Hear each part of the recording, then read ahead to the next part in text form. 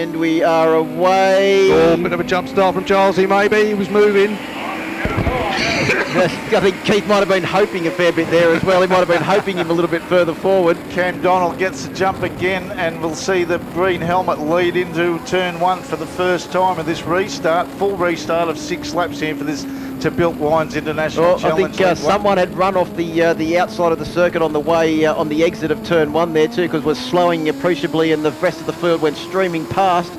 Couldn't see who it was, but it was probably about a mid-pack rider. So it's Donald, McWilliams in second. It's a reflection of the first leg. There's a Gilesy in third. Gilesy, and then Steve Martin, and then it's a Macintosh XR69. Looking at that, that was Brendan Roberts, then John McGuinness in 7th, Gary Johnson in 8th. See, McGuinness has come up into 7th place. So a pretty good start there Mike from Edwards McGuinness. in 9th, Dib in 10th, Farquhar 11th, Godfrey in 12th, Scotty Webster, Damien Cavaney and Mick Maloney in 15th position, as they should come into view any tick of the clock. There they come. Look at this gaggle now, the top 3. This is going to be a battle. It's Cameron Donald, McWilliams and Shawn Giles. And just astern is Steve Martin and Brendan Roberts, followed by, there he is, Mr. TT. Oh, who runs it very right coming through MG then? That looked like Gary Johnson at the moment. Still learning the circuit at race pace. And at race pace especially, yes. It's different to qualifying, you know. And I think that may have been Bo Beaton that just managed to get past him as well. So Bo hadn't got off to the best of starts on the Irving Vincent, but he's making his way back now as Gilesy and Jeremy McWilliams go head-to-head down the start-finish straight. There it is, Bo Beaton. He's behind at the moment. It looked like Michael Dibb on bike number 1. So Bo Beaton back in 8th place. And Michael Godfrey was up there as well on bike number 14.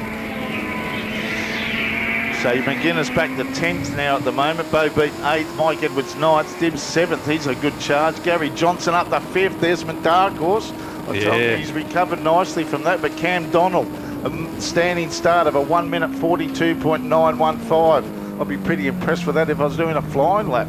Well, and also I think Brendan Roberts is another rider that's probably going a fair bit better than he would have expected too. In his first ride on the big Katana, the South Australian, having a great ride on bike number 24 up into 6th place.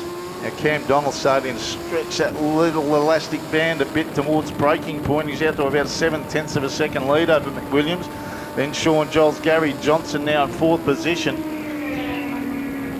As they come over Lukey Heights, they should be coming into view now. They do ride on cue.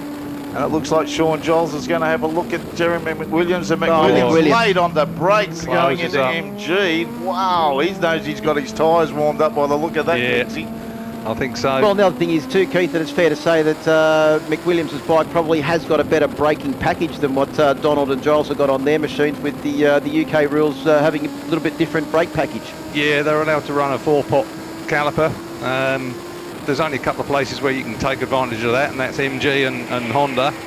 And we saw the effect of that just there. Oh, there goes Giles. He's pulling out of the slipstream, not quite able to get past McWilliams down into turn 1. So it's still Donald, McWilliams and Giles, the top 3 as they go through turn 1. McGuinness just started the second lap. Michael Dibb in the 9th position, so he's on the charge now. First flying lap, fastest man on track, McWilliams, a 37.4. 37.4 for the first. Jeremy's just missed a gear or something coming out of turn 2. Giles, he's gone streaming past him into 2nd place, and he's now looking to try and latch onto the back of a very rapid Cameron Donald on bike number 86, the Manta Engineering Suzuki XR69. That'll make Jeremy pretty angry because he's so precise about everything. Well, that's what it looked like. He just missed a gear because he momentarily stopped, and Giles, he just blasted past him. 37.4 for a first flying lap with a lap record of 36.9. That's unreal. Wait till tomorrow afternoon. What's going on? Well, he said he's a slow starter, Braxy. Imagine what he's going to be like tomorrow. But the leader's now heading up towards the top of Lukey Heights on the 3rd lap. So as they come round to complete this one, there will be a half race distance, and our top 3 really have pulled out a huge gap over Gary Johnson, Brendan Roberts and Bo Beaton, that are now battling for 2nd place. Steve Martin is back in 7th place, and Mike Edwards on his first serious visit to Phillip Island under race conditions, having a great ride on bike number 121 in 8th place. There's a great scrap going on for 4th, 5th and 6th. Yeah, I think Bo Beaton just came underneath everybody. He got Bo Beaton got in front. But now look at Gilesy coming up alongside. Well, there Cam goes Donald. Johnson using the extra horsepower of the Harris machine to go So blasting past Bo, but once they Gilesy's get down in towards front. turn one. And Gilesy's gone into the Giles has lead, done the going lead. into Gardner Corner. So it's Giles from Donald McWilliams. Then it's a gap back to Gary Johnson, Bo Beaton and Brendan Roberts in their own duel, with Steve Martin having a battle with Mike Edwards at the moment. So now that Gary Johnson's got some clear track in front of him, what can he do? As we see our leaders come through into Stoner Corner for the 4th time. Down hard under brakes, they come into Honda Corner. Well, and there's the battle at the front too, Braxton. Cameron Donald's gone underneath him again to take the lead off Gilesy again, and this has allowed Gilesy. Williams to close right up on them as well. That's good. Well, Bo Beaton's Bo coming Beaton. back up inside of Gary Johnson as well to take back into 4th place. There's a battle on for the lead America too between Otis Lance and also Jimmy Mack. A little bit further back in the pack. There's battles everywhere in this fantastic race. And these are just intensifying the further 3 legs that we've got, one this afternoon and another 2 tomorrow. As we wait for our leaders to come into view, here they come right on cue. So it's Cam Donald still just in front of Giles, and then it is Jeremy Williams there in 3rd spot. Closes up on Gilesy. Who's going to get the run out of here to take advantage of the slipstream down Gardner Straight? Good drive from Cameron Donald. Now we look back to 4th, 5th and 6th position. But look at the lead that Bo Beaton's managed to eke out over Gary Johnson and Brendan Roberts as well. So great ride there from Bo Beaton. He's well, he was back in 7th or 8th place earlier on in this race, and he's managed to really clear out now. Cameron Donald out to the ripple strip. There's a yellow flag out too going into turn 1, so there's no overtaking at the moment. Well, hopefully there's no overtaking at the moment. They've all gone line astern there, so Bo Beaton there in 4th, clear position at the moment. 1.3 seconds in front of Gary Johnson, who's trying to hold off Brendan Roberts. Then it's John McGuinness putting in a good fast lap, fastest lap of the race so far. Still McWilliams at 37.462, and he 37.8, so the most consistent man in the lap time at the moment too. Yeah, that's Jeremy. That's his GP experience coming to the fore. Apparently it's Steve Martin that's stopped down there at turn 1, so unfortunately some more issues, but then we can see the green flag now waving at the apex of turn 1, so hopefully that's all okay now. But I tell you what, Dibbsy's putting in a pretty good ride here as well. Braxy, he's up into 9th place on bike number 1.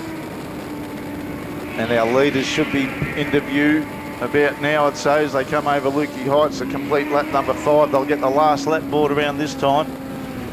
So at the moment, it's Cameron Donald, Jeremy McWilliams, Shawn Giles, Bo Beaton, Gary Johnson, Brendan Roberts, John McGuinness and Mike Edwards.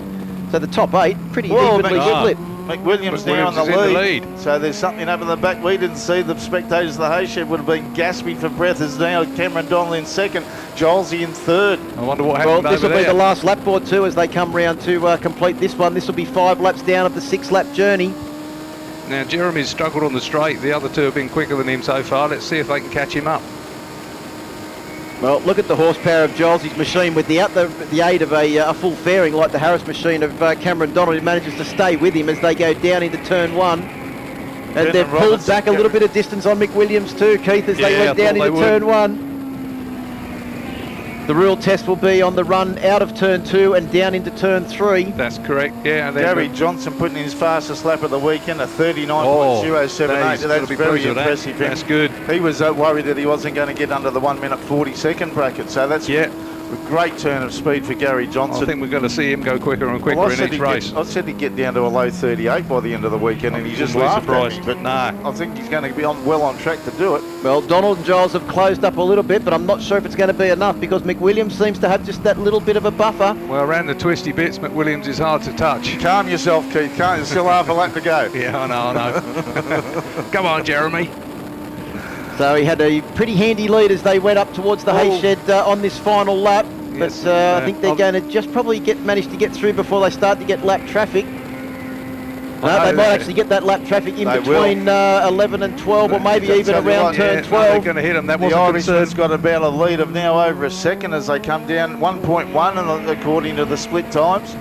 So great comeback too from Bo Beaton up there into 4th place. And look at the battle at the moment between Gary Johnson and Brendan Roberts too for was that 5th and 6th place. They've been hammer and tongs to the entire race. Now what can Gilesy do? Can he slipstream Cam Donald to 2nd position?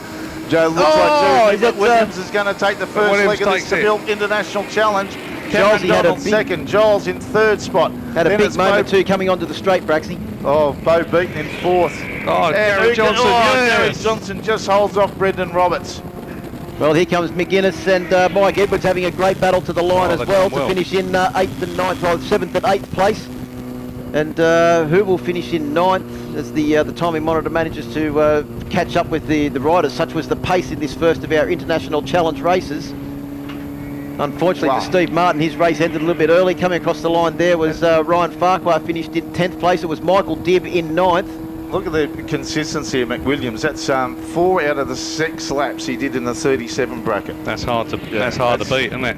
And yeah, that consistency is what wins races. Cam Donald second. His best lap was a 37.7. Giles, he was second fastest at 37.5. Bo Beaton at 37.7.